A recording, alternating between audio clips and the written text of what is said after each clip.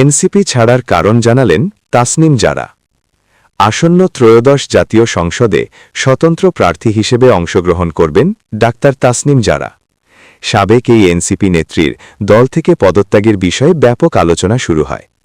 এ বিষয়ে তিনি জানিয়েছেন, পুরনো রাজনৈতিক কাঠামোর পরিবর্তনের আকাঙ্ক্ষা থেকেই এনসিপি থেকে সরে এসে স্বতন্ত্র প্রার্থী হিসেবে নির্বাচন করছেন। মঙ্গলবার ১৩ জানুয়ারি নাগরিক প্ল্যাটফর্মের আয়োজিত এক সংলাপে বক্তব্য দিতে গিয়ে তিনি একথা বলেন। তাসনিম জারা বলেন, দেশের বিদ্যমান ব্যবস্থায় জবাবদিহিতার কাঠামো অত্যন্ত দুর্বল, সব জায়গায় জটিলতা। যে যার জবাবদিহি করবে সেই তার নিয়োগকর্তা। দীর্ঘদিন ধরে যে সংস্কারের কথা বলা হচ্ছে তা নিয়ে আলোচনা চলমান রাখা অত্যন্ত জরুরি।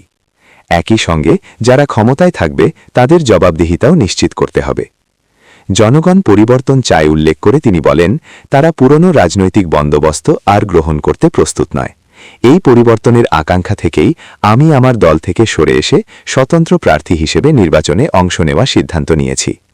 জাতীয় সংসদ নির্বাচনে এনসিপির হয়ে ঢাকা ৯ আসনে লড়ার কথা ছিল তাসনিম জারার।